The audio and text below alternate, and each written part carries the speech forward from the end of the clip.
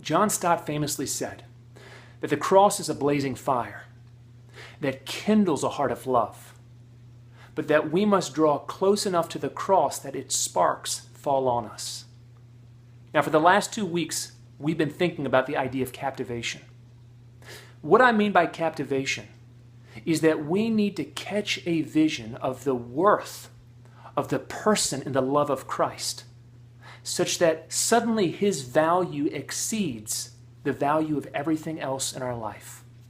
Men, my contention to you is that radical spiritual growth will only begin once your heart has been taken captive by the love, the person, the glory, the stature, the preeminence of Jesus.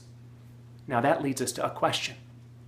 It's a question that some of you are already wrestling with. How do we do what Stott says? How do we draw close enough to Jesus such that those sparks are able to fall on our heart and kindle devotion?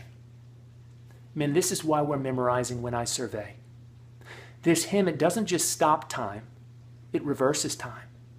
It enables us to go back 2,000 years so that all of a sudden we're standing at the feet of Jesus as he's pouring out his life on our behalf. Now, guys, your assignment this week is to focus on the third stanza.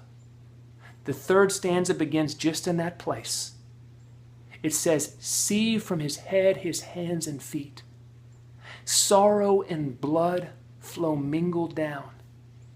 Did e'er such love in sorrow meet, or thorns compose so rich a crown?" Men, there is a paradox that occurs as we sit at the feet of Jesus. You see, what the world sees as it views Jesus dying on the cross is it sees the crown of thorns, which is an emblem of shame. It's an emblem of failure. But for the eyes of faith, what we behold as we watch the sweat drip from his brow, as we see the tears in his eyes, as we see the blood drip from his hands and his feet, we know that he's there for our sin. And guys, that crown of thorn for us is an incomparable emblem of our King. And so it causes us to fall at his feet. It causes us to worship. And it causes us to want to give our life to the one who gave his life for us. Guys, slow down time this week. Stay and linger at the cross.